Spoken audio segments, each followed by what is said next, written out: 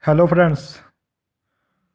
Nambi Narayanan, the fake spy scandal that blew up a rocket scientist career.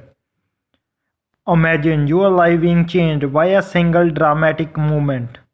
This is what happened to a top scientist in the Indian space program when one day, 25 years ago, police officer knocked at his door.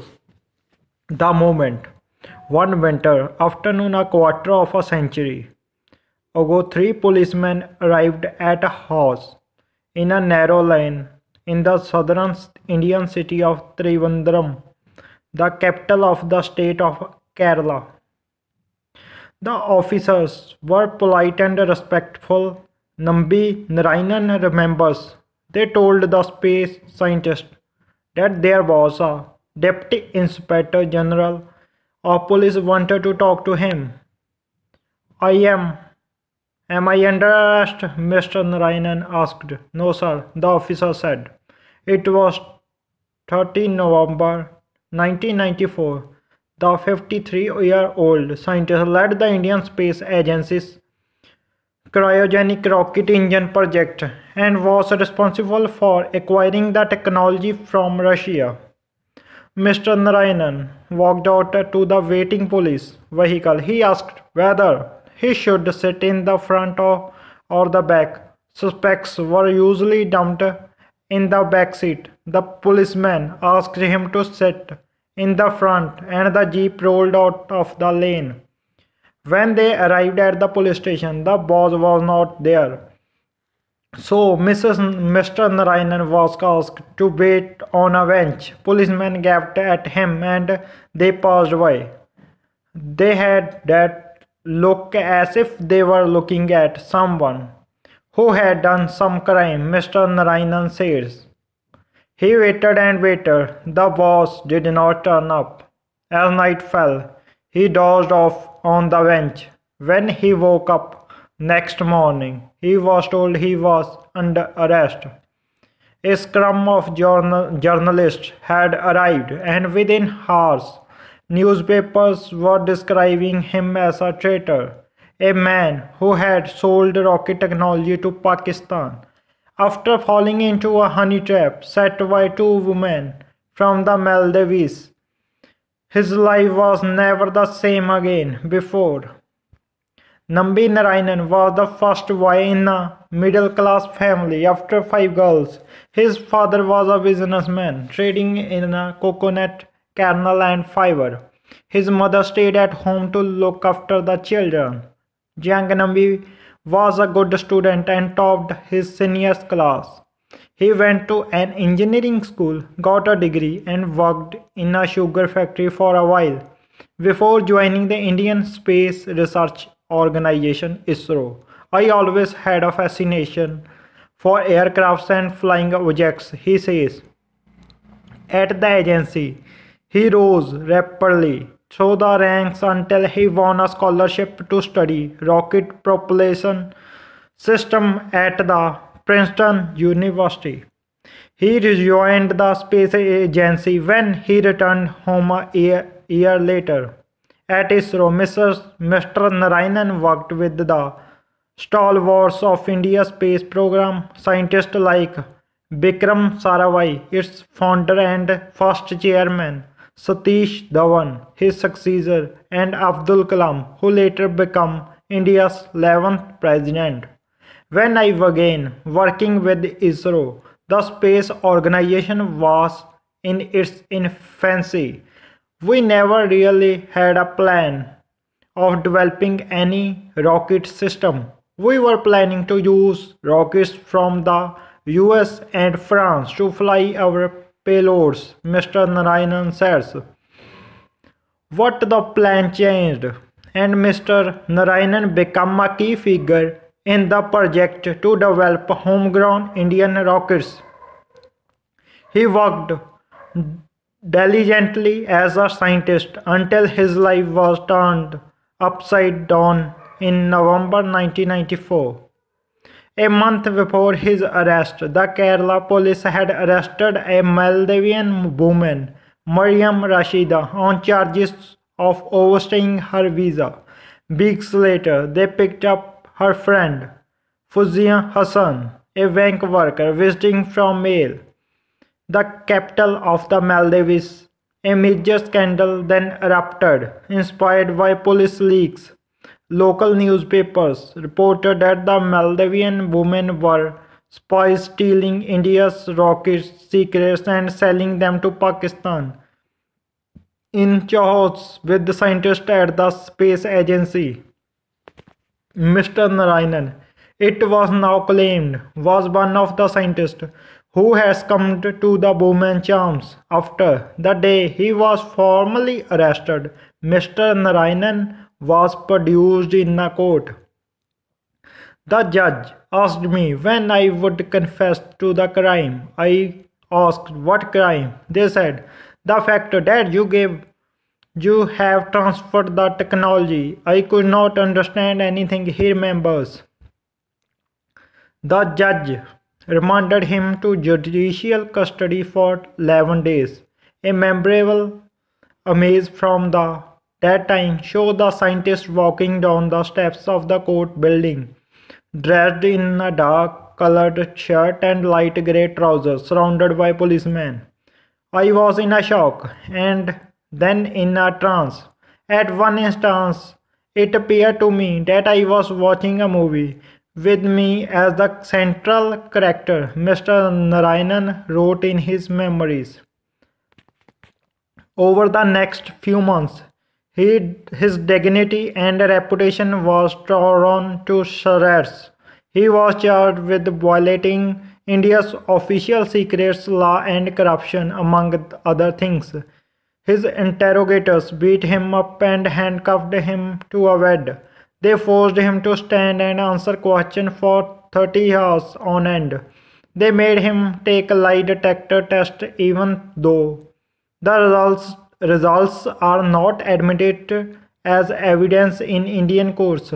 Then they took him to a high security prison where one of his co-prisoners was a serial killer who had bludgeoned his victims to death. The man told Mr. Narayan that he had been reading about the case and that he could tell the scientists were innocent. Mr. Narayan told the police that rocket secrets could not be transferred by paper and that he was clearly being framed. The fact that India was still struggling to obtain cryogenic technology to make powerful rocket engines did not cut any ice with the detectives. In the end, Mr. Narayanan spent 50 days in captivity, including nearly a month in prison. Whenever he was taken to a court hearing, crowds appeared shouting that he was a spy and a traitor.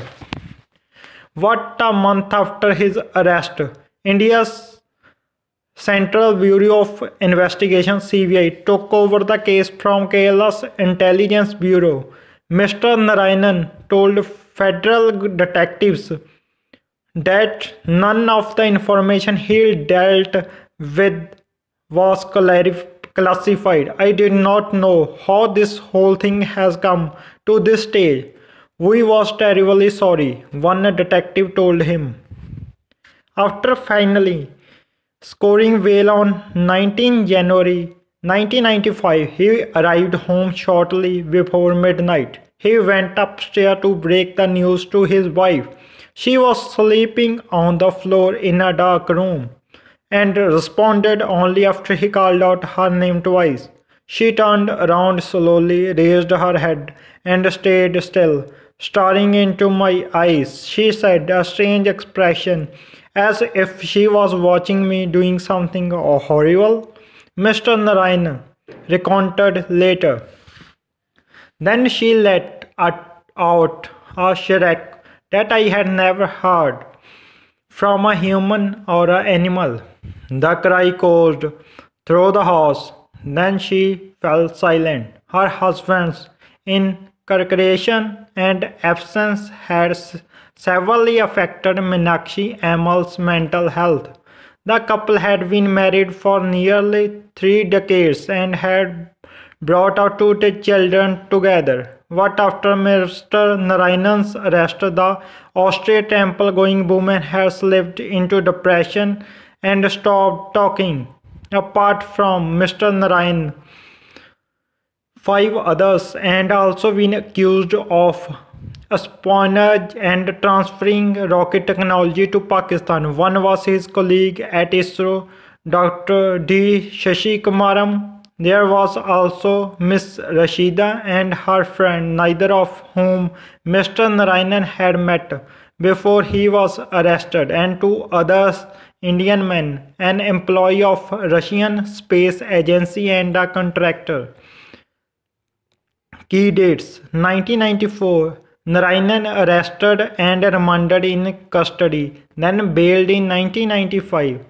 1996, exonerated by the Central Bureau of Investigation. 1998, Supreme Court finally dismisses Kerala government appeal. 2001, Kerala government order to pay compensation.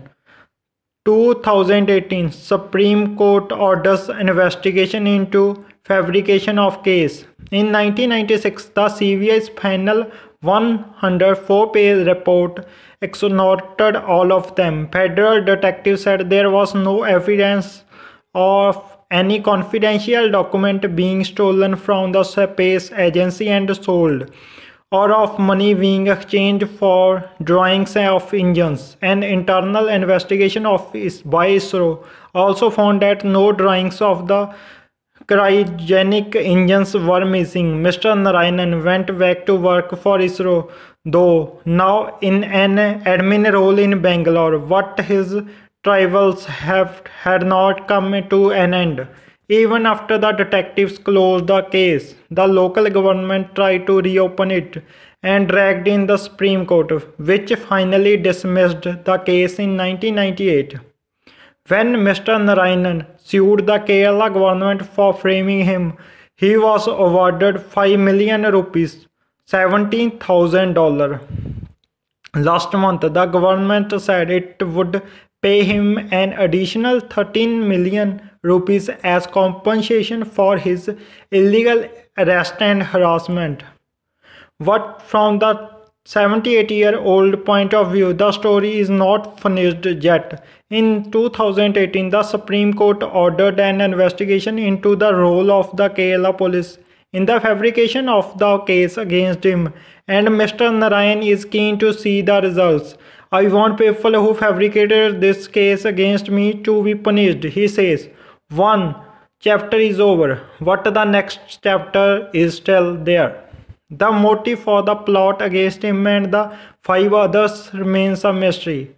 Was it a conspiracy via rival space power, as Mr. Narayanan suspects, to scuttle India's development of cryogenic rocket technology, which eventually became the backbone of the country's success in space? Did it have to do with rivals who were nervous about India forcing its way into commercial satellite launch market with competitive prices, or was it purely a product of corruption with India itself? It was born out of one conspiracy, but the conspirators were different with the different motives, and the victims were the same set of people, says Mr. Narayanan. Whatever it was, my career, honor, dignity and happiness were lost. And the people who were responsible for this are still scot-free. Can you guide a spacecraft into orbit around Mars and cook for 8 people morning and night? Yes. If you get up at 5 and your name is BP Dakshini, here the former head on flight dynamic space navigation of the Indian Space Agency explained how she did, and the housework too. Thank you.